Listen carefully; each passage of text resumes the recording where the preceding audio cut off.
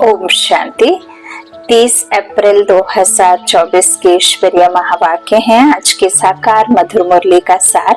मीठे मीठे प्यारे प्यारे सर्वशक्तिमान बेहद के बाप ने सुख करता दुख हरता हम सर्व मनुष्य आत्माओं का बाप परम पिता परमात्मा। बाबा ने मुरली में कहा, मीठे बच्चे अपना पोता मेल चेक करो कि सारे दिन में बाप को कितना समय याद किया, कोई भूल तो नहीं की, क्योंकि तुम हर एक व्यापारी हो। और व्यापारी क्या करते हैं? जब भी शाम को अपनी दुकान बंद करते हैं तो सारा हिसाब किताब चेक करते हैं, और वो हिसाब किताब इसलिए चेक करते हैं ताकि कोई से ज्यादा लेन देन या किसी से कम किसी से लिया ही नहीं या किसी को दिया नहीं, तो इस तरह वो चेक करके अगले दिन वो गलती रिपीट ना हो वो सब देखते हैं, नफा नुकसान देखते हैं। तो ऐसे ही बाबा कहते हैं तुम बच्चे भी व्यापारी हो। कोई भी बाबा से जो हम लेन देन करते हैं तो वो विकार देकर और उनसे हम गुणों को धारण करते, और जब हम धारण कर लेते हैं और जब प्रत्यक्षता दिखाई देती तब हम फिर औरों को भी बताते हैं या औरों को भी बाप का परिचय देते, उनको भी व्यापार करने की बात कहते। तो बाबा कहते अपना चेक करो कि कितना बाप को याद किया, क्योंकि हम जब तक बाप की याद में नहीं रहेंगे, उस सर्वशक्तिमान की याद में नहीं रहेंगे, उस ज्ञान सूर्य पवित्रता का सागर, शांति का सागर, सुख करता दुख हरता हरि जिसे हमने कहा, तो वो हमें लिबरेट करने आया है दुखों से, हमारे पापों से, हमारे जो भी किए पुराने हिसाब किताब है उनसे मुक्ति दाता मुक्त करने आए। तो बाबा से हम याद में नहीं रहेंगे तो फिर वो सब कैसे खत्म होंगे? तो उसकी याद में रहेंगे तभी तो बाकी विकार खत्म होके उसके सद्गुण गुण हमारे में आएंगे। तो यह हमें ध्यान रखना है। बाबा यही कहते तुम भी व्यापारी हो। ओम शांति।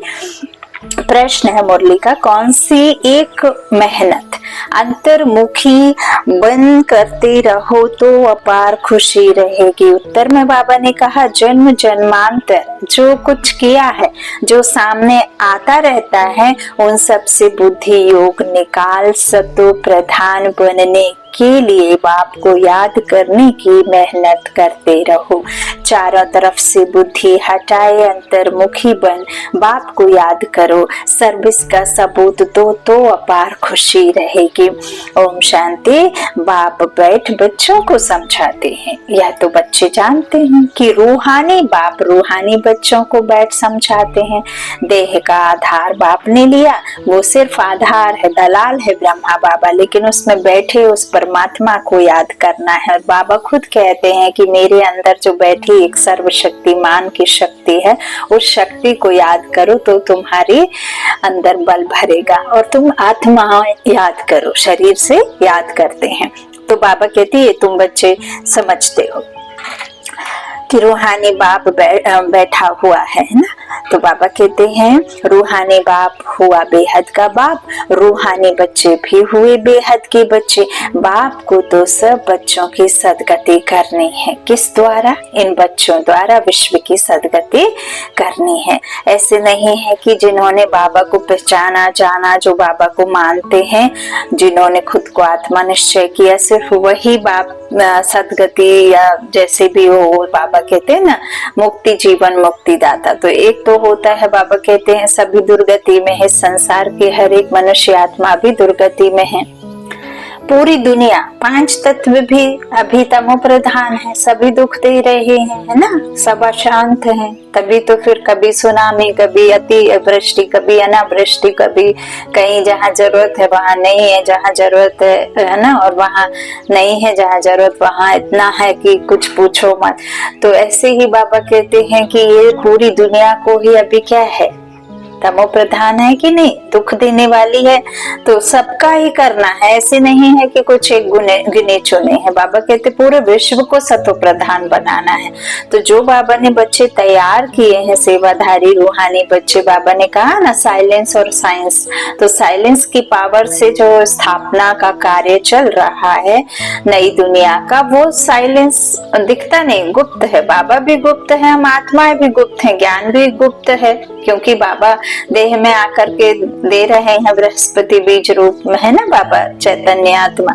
तो बाबा कहते हैं वो परमात्मा तुम आत्माएं सुनती हो, है ना, और तुम धारण करती हो, तो ये सब गुप्त है। बाबा कब आया, कोई उसकी जन्म पत्री नहीं है ना, आया तन में, लेकिन कब कैसे कौन सा, जैसे हम आत्माएं जब माँ के गर्भ में आती हैं तो कब आती हैं ये नहीं पता। हाँ, जब हम इस जन्म ले लेते हैं, वापस गर्भ से बाहर आते हैं, तब का भले ही आप टाइम वगैरह लिख सकते हो, लेकिन आत्मा कब प्रवेश करती है नहीं लिख सकते ना।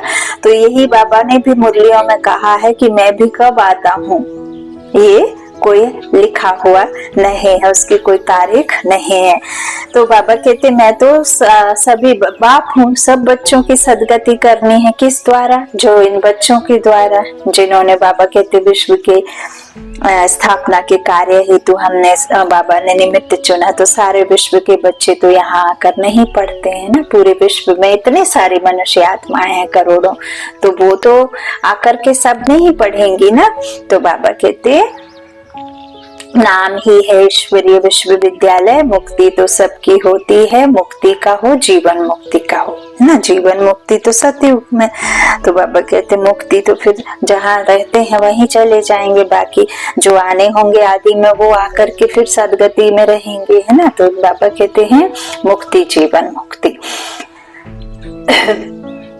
मुक्ति में जाकर फिर भी सबको जीवन मुक्ति में आना ही है। वाया शांति धाम ही आते, ऐसे नहीं कि यहाँ से छोटा देह और आ गए आदि में सतयुग में, नहीं। बाबा कहते वाया शांति धाम, मुक्ति धाम, निर्वाण धाम जाकर के ही फिर जीवन मुक्ति में आएंगे। तो ऐसे कहेंगे कि जीवन मुक्ति में आते हैं वाया मुक्ति धाम। एक दो के पीछे आना ही है पाठ बचाने, तब तक मुक्ति धाम में ठहरना पड़ता है। बच्चों को अब रचयिता और रचना का मालूम पड़ गया है। यह सारी रचना अनादि है, रचयिता तो एक ही बाप है। यह जो भी सभी आत्माएं सब बेहद के बाप के बच्चे हैं। जब बच्चों को मालूम पड़ता है तो वही आकर योग सीखते हैं। यह भारत के लिए ही योग है। बाप आते भी भारत में हैं, भारतवासियों को ही याद की यात्रा सिखलाकर पावन बनाते हैं और नॉलेज भी देते हैं, क्योंकि भारत ही अखंड है। भारत ही वो भूमि है जहाँ राम कृष्ण और भगवान जन्म लेते हैं। भगवान तो अवतरण लेते हैं, बाकी राम कृष्ण जन्म लेते हैं। लक्ष्मी नारायण का राज्य भी भारत भूमि पर होता है, बाकी तो सब बाय प्लॉट है बाबा कहते। तो बाबा कहते हैं मैं ही आकर के सबको यह सिखलाता हूँ, पावन बनाता हूँ और नॉलेज भी देते हैं कि यह सृष्टि का चक्र कैसे फिरता है। यह भी बच्चे जानते हैं। रुद्रमाला भी है जो गाई और पूजी जाती है, सिमरन की जाती है। भक्त माला भी है, ऊंचे ते ऊंचे भक्तों की माला है। भक्त माला के बाद होनी चाहिए, भक्त माला के बाद होनी चाहिए ज्ञान माला। भक्ति से फिर वैराग्य कब होता है? जब ज्ञान आता है ना। तो बाबा कहते हैं भक्त माला के बाद होनी चाहिए ज्ञान माला। भक्ति और ज्ञान है ना, भक्ति से नीचे उतरते, ज्ञान से ऊंचे चढ़ते। तो बाबा कहते हैं भक्त माला भी है तो रुद्र माला भी है, पीछे फिर रोंड माला कहा जाता है। आज माला का बाबा ने दिया है वर्णन, तो पीछे फिर रोंड माला कहा जाता है, क्योंकि ऊंचते ऊंच मनुष्य सृष्टि में है विष्णु, जिसको सूक्ष्म बतन में दिखाते हैं। प्रजापिता ब्रह्मा तो यह है, प्रजापिता ब्रह्मा तो नीचे होगा ना, प्रजा के बीच में। तो बाबा कहते हैं इनकी माला भी है। आखिरी यह माला बन जाएगी तभी वह रुद्र माला और विष्णु की वैजयंती माला बनेगी। ऊंचे ते ऊंचा है श्री बाबा, फिर ऊंचे ते ऊंचे है विष्णु का राज्य। यहाँ बाबा चैतन्यता में हमें बता रहे हैं कि क्या है उसका यथार्थ माला का। तो बाबा कहते हैं ऊंचे ते ऊंचा है शिव बाबा, फिर ऊंचे ते ऊंच है विष्णु का राज्य। शोभा के लिए भक्ति में कितने चित्र बनाए हैं, परंतु ज्ञान कुछ भी नहीं है। तुम जो चित्र बनाते हो उनकी पहचान देनी है तो मनुष्य समझ जाए, नहीं तो शिव और शंकर को मिला देते हैं, जबकि शिव तो निराकार है। शिवलिंग दिखाते निराकार ज्योति है, शिव कल्याणकारी है।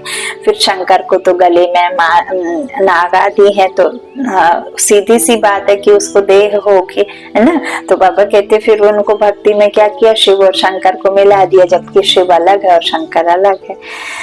तो बाबा ने समझाया है सूक्ष्म वतन में भी सारी साक्षात्कार की बात है। हड्डी मांस वहां होता नहीं, साक्षात्कार करते हैं। संपूर्ण ब्रह्मा भी है, परंतु वह है संपूर्ण अव्यक्त। अभी व्यक्त ब्रह्मा जो है उनको अव्यक्त बनना है। अव्यक्त ही अव्यक्त होता है, जिसको फरिश्ता भी कहते हैं। उनका सूक्ष्म वतन में चित्र रख दिया है। सूक्ष्म वतन में जाते हैं, कहते हैं बाबा ने शोभी रस पिलाया। अब वहाँ झाड़ आदि तो होता नहीं, बैकुंठ में है, लेकिन ऐसे नहीं कि बैकुंठ से ले आकर के पिलाते होंगे। सिर्फ और सिर्फ बाबा ने साक्षात्कार के लिए सूक्ष्म वतन की रचना की है। त्रिमूर्ति शिव भगवान वाच बाबा कहते हैं सिर्फ 2 ही फ्लोर हैं, एक निर्वाण धाम और एक स्थूल, जहां हम इन आंखों से सब कुछ देख पाते हैं। लेकिन संगम पर बाबा ने सूक्ष्म वतन का भी कहा कि वहां फिर हमें साक्षात्कार के लिए ये देवी देवताओं को, ये जो भी जो व्यक्त हुए उनको दिखाना होता है ना। क्योंकि अब बाबा देखो आज मुरली के महावाक्यों में कह रहे हैं कि सतयुग से जाकर, बैकुंठ से जाकर के तो कोई शोभी रस लाएगा नहीं, और अव्यक्त वतन में तो कोई पेड़ पौधे होते नहीं, लेकिन वहां होते हैं सतयुग में, तो वहां से तो कोई लाएगा नहीं। तो बाबा कहते हैं यह सब सूक्ष्म वतन में साक्षात्कार की बातें हैं। अब तुम बच्चे जानते हो कि वापस घर जाना है और आत्मा अभिमानी बनना है। मैं आत्मा अविनाशी हूँ, यह शरीर विनाशी है। आत्मा का ज्ञान भी तुम बच्चों में है। वे तो आत्मा क्या है यह भी नहीं जानते। कोशिश करी लेकिन नहीं जान पाए, क्योंकि आत्मा का जो ज्ञान देने वाला है परमात्मा, वो तो आए तब दे। तो उन लोगों को यह भी मालूम नहीं कि कैसे उनमें 84 जन्मों का पाठ भरा हुआ है। यह नॉलेज सिर्फ बाप ही देते हैं, अपनी भी नॉलेज देते हैं, तमो प्रधान से सतो प्रधान भी बनाते हैं। बस यही पुरुषार्थ करते रहो। हम आत्मा हैं, अब परमात्मा के साथ योग लगाना है। सर्वशक्तिमान पतित पावन एक बाप को ही कहते हैं। सन्यासी कहते हैं पतित पावन आओ, कोई तो ब्रह्म को भी पतित पावन कह देते हैं। अब तुम बच्चों को भक्ति का भी ज्ञान मिला है कि भक्ति कितना समय चलती है, ज्ञान कितना समय चलता है। यह बात बैठ समझाते हैं। पहले कुछ नहीं जानते थे, मनुष्य होकर तुच्छ बुद्धि बन पड़े हैं। सतयुग में बिल्कुल स्वच्छ बुद्धि थे, कितने उन्होंने दैवी गुण थे। तुम बच्चों को दैवी गुण भी जरूर धारण करने हैं। कहते हैं ना, यह तो जैसे देवता है, भल साधु संत महात्मा को लोग मानते हैं, परंतु वह दैवी बुद्धि तो नहीं है, रजोगुणी बुद्धि हो जाते हैं। राजा रानी प्रजा है ना, राजा रानी राजधानी कब और कैसे स्थापन होती है यह दुनिया नहीं जानती। यहाँ तुम सब नई बातें सुनते हो, तो माला का भी राज समझाया है। ऊंचे ते ऊंच है बाप, उनकी माला ऊपर में है। रुद्र वह है निराकार, फिर साकार लक्ष्मी नारायण उनकी भी माला है। विष्णु की माला है ना। ब्राह्मणों की माला अभी नहीं बनती, उसका भी कारण बाबा ने बताया। अंत में तुम ब्राह्मणों की माला भी बन जाती है। इन बातों में जास्ती प्रश्न उत्तर करने की जरूरत नहीं। ब्राह्मणों की माला का सिमरन इसीलिए नहीं होता क्योंकि बाबा कहते हैं ब्राह्मण बन तो जाते हैं, बाबा के बच्चे खुद को मानते तो हैं, लेकिन उनकी जो स्थिति है वो ऊपर नीचे होती रहती है। कभी छोड़ते हैं विकारों को, कभी धारण कर लेते, कभी छोड़ते कभी धारण कर लेते। तो फिर कैसे कहेंगे वैष्णव? सिर्फ वो नहीं है कि सात्विक भोजन, कपड़े एकदम सिंपल, है ना, कि सफेद वस्त्र कुछ इस तरह से पहन लिया, सात्विक भोजन कर लिया, उससे बाबा कहते नहीं बन जाते वैष्णव। वैष्णव अर्थात 5 विकारों से दूरी बनाकर रखना सदा के लिए, है ना। जब बाबा के से मिले और फिर सदा मतलब जब तक है बाबा का ज्ञान, जब तक ये देह नहीं छूटती तब तक खुद को आत्मा, चैतन्य आत्मा समझना। शक्ति तो आत्मा ही है ना, शरीर थोड़ी शक्ति। तो बाबा कहते हैं इसलिए ब्राह्मणों की माला का गान नहीं है, अंत में तुम ब्राह्मणों की माला भी बन जाती है। इन बातों में जास्ती प्रश्न उत्तर की जरूरत नहीं।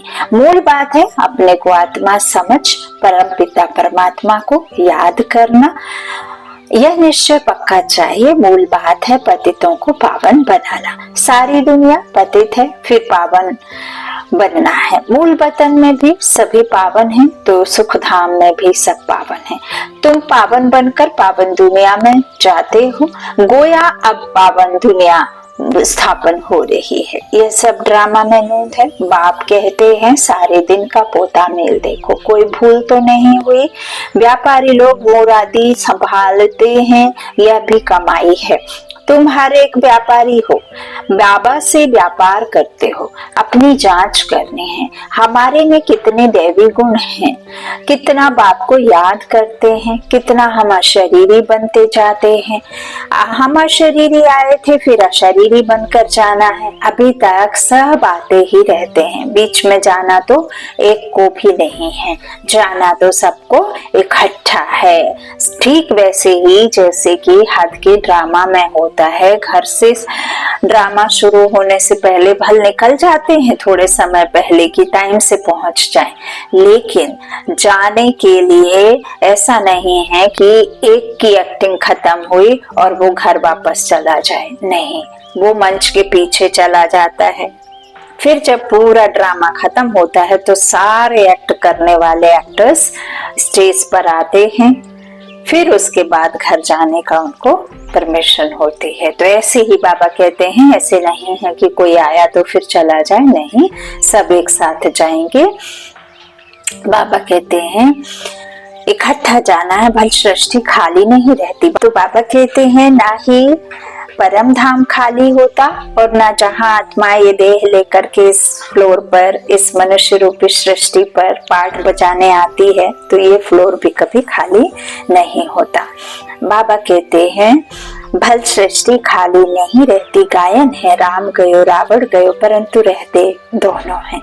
रावण संप्रदाय जाता है तो फिर लौटकर नहीं आता, बाकी यह बच जाते हैं। यह भी आगे चलकर सब साक्षात्कार होना है।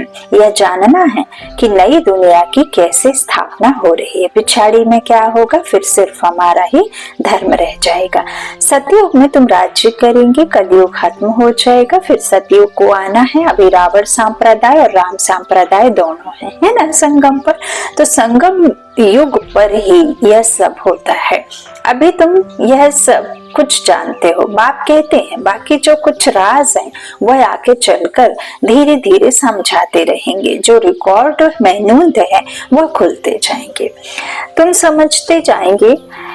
इन एडवांस कुछ भी नहीं बताएंगे, यह भी ड्रामा का प्लान है। रिकॉर्ड खुलता जाता है, बाबा बोलता जाता है, तुम्हारी बुद्धि में यह सब बातों की समझ बढ़ती जाती है। जैसे जैसे रिकॉर्ड बचता जाएगा वैसे वैसे बाबा की मुरली चलती जाएगी। ड्रामा का राज सारा भरा पड़ा है, ऐसे नहीं रिकॉर्ड से सुई उठाकर बीच में रख सकते हैं तो वह रिपीट हो, नहीं, वह भी फिर वही रिपीट होगा, नई बात नहीं। बाप के पास जो नई बात होगी वह रिपीट होगी, तुम सुनते और सुनाते जाएंगे, बाकी सब गुप्त है। यह राजधानी स्थापन हो रही है, सारी माला बन रही है। अलग अलग जाकर राजाई में तुम जन्म लेंगे, राजा रानी प्रजा सब चाहिए, यह सब बुद्धि से काम लेना पड़ता है।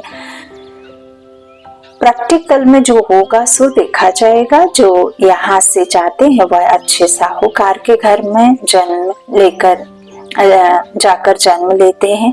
अभी भी तुम्हारी वहां बहुत खातरी होती है, इस समय भी रत्न जड़ित चीजें सबके पास होती हैं, परंतु उन्होंने इतनी पावर नहीं है। पावर तुम्हारे में, तुम जहाँ जाएंगे वहां अपना शो करेंगे। तुम तो ऊंच बनते हो तो तुम जाकर वहां दैवी चरित्र दिखाएंगे। आसुरी बच्चे जन्मते ही रोते रहेंगे, गंदे भी होते हैं। तुम तो बड़े कायदे सिर पलेंगे, गंदादी की बात नहीं। आजकल के बच्चे तो गंदे हो पड़ते हैं। सतयुग में ऐसी बात हो न सकी, फिर भी हेवन है ना, वहां बांस आदि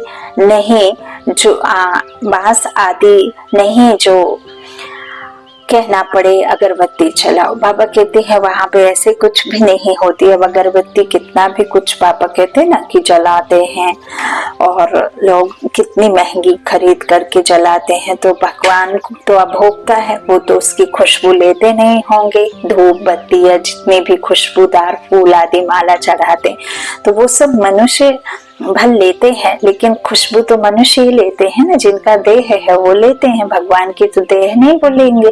तो बाबा यही कह रहे हैं कि सतयुग में बास आदि आती नहीं है जो कहना पड़े कि अगरबत्ती चलाओ। बगीचों में बहुत खुशबूदार फूल होंगे, यहाँ के फूलों में इतनी खुशबू नहीं। वहां तो हर एक चीज में 100% खुशबू रहती है, यहाँ तो 1% भी नहीं है ना। इतर आदि डालना पड़ता है, तो वहां तो फूल भी फर्स्ट क्लास होंगे। यहाँ पर कोई कितना भी साहूकार हो तो भी इतना नहीं। वहां तो किस्म किस्म की चीजें होंगी, बर्तन आदि सब सोने के होंगे, जैसे यहाँ के पत्थर वहां फिर सोना ही सोना। बाबा ने कहा ना कि जैसे यहाँ हम हीरे को, डायमंड को देख करके ऐसा समझते हैं कि जैसे दुनिया के सबसे धनी यही व्यक्ति है, वहां तो हीरे को पत्थर समझा जाता है और दीवारों में जड़ा जाता है। तो यहाँ आज बाबा कह रहे सोने का जो होगा ना, तो वो तो ये पत्थर होंगे, क्योंकि उनसे घर बनाएंगे। जैसे अभी ईंट से बनाते हैं, तो ऐसे ही वहां सोना ही सोना। रेती में भी सोना होता है। विचार करो कितना सोना होगा जिससे मकान आदि बनेंगे। वहां ऐसी मौसम होगी, ना सर्दी ना गर्मी। वहां गर्मी का दुख नहीं जो पंखे चलाने पड़े, तो बिजली आदि की भी आवश्यकता नहीं। फिर धीरे धीरे आए, हाथ पंखा आए ना, डुलाते थे राजा महाराजाओं के समय। देखो थोड़ा पीछे जाओ तो सब समझ आ जाएगा। अपने बाबा आजे पराजे को याद कर लो तो पता चल जाएगा कि सतयुग कैसा होगा।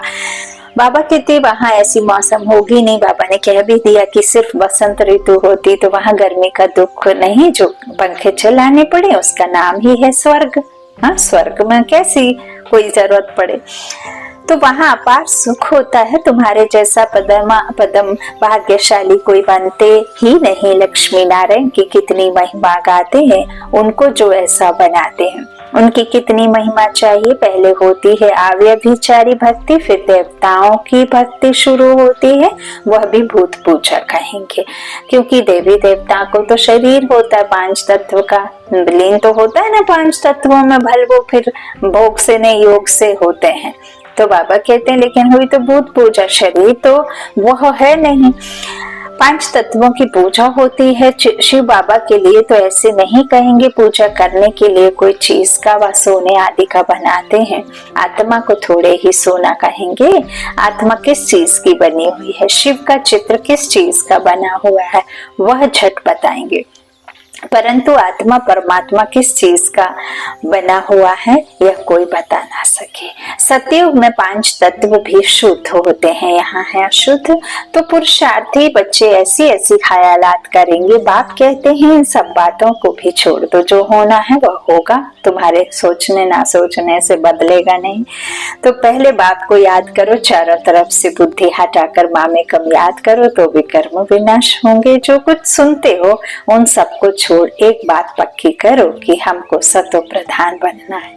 फिर सतयुग में जो कल्प कल्प हुआ होगा वही होगा, उसमें फर्क नहीं पड़ सकता। मूल बात है बाप को याद करो, यह है मेहनत। वह पूरी करो। तूफान तो बहुत आते हैं, जन्म जन्मांतर जो कुछ किया है वह सब सामने आता है। तो सब तरफ से बुद्धि को हटाकर मेरे को याद करने का पुरुषार्थ करो अंतर्मुखी होकर। तुम बच्चों को स्मृति तो आई, सो भी नंबरवार पुरुषार्थ अनुसार। सर्विस से भी मालूम पड़ जाता है, सर्विस करने वालों को सर्विस की खुशी रहती है। जो अच्छी सर्विस करते हैं उनकी सर्विस का सबूत भी मिलता है।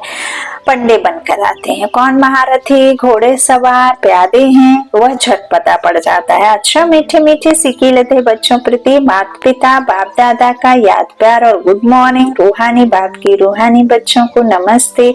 हम रूहानी बच्चों की रूहानी माता पिता बाप दादा को याद प्यार और गुड मॉर्निंग। धारणा के लिए मुख्य सार है। पहला बाबा ने कहा, दूसरी सब बातों को छोड़ बुद्धि को चारों तरफ से हटाकर सतो प्रधान बनने के लिए अशरीरी बनने का अभ्यास करना है, दैवी गुण धारण करने हैं। दूसरा, बुद्धि में अच्छे अच्छे ख्यालात लाने हैं। हमारे राज्य स्वर्ग में क्या क्या होगा उस पर विचार कर अपने को उस जैसे लायक चरित्रवान बनाना है। यहाँ से बुद्धि निकाल देनी। वरदान बाबा ने दिया, सेवा द्वारा मेवा प्राप्त करने वाले सर्व हद की चाहना से परे सदा संपन्न और समान भव। सेवा का अर्थ है मेवा देने वाली। अगर कोई सेवा संतुष्ट बनाए तो वो सेवा सेवा नहीं है। ऐसी सेवा भल छोड़ दो लेकिन संतुष्टता नहीं छोड़ो। जैसे शरीर की तृप्ति वाले सदा संतुष्ट रहते हैं, वैसे मन की तृप्ति वाले भी संतुष्ट होंगे। जो प्राप्त है वही पर्याप्त है। संतुष्टता तृप्ति की निशानी है। तृप्त आत्मा में कोई भी हद की इच्छा, मान, शान, सेल्वेशन, साधन की भूख नहीं होगी। वे हद की सर्व चाहना से परे सदा संपन्न और समान होंगे। स्लोगन, सच्ची दिल से निस्वार्थ सेवा में आगे बढ़ना अर्थात पुण्य का खाता जमा करना। सच्ची दिल से निस्वार्थ सेवा में आगे बढ़ना अर्थात पुण्य का खाता जमा होना। अच्छा, ओम शांति।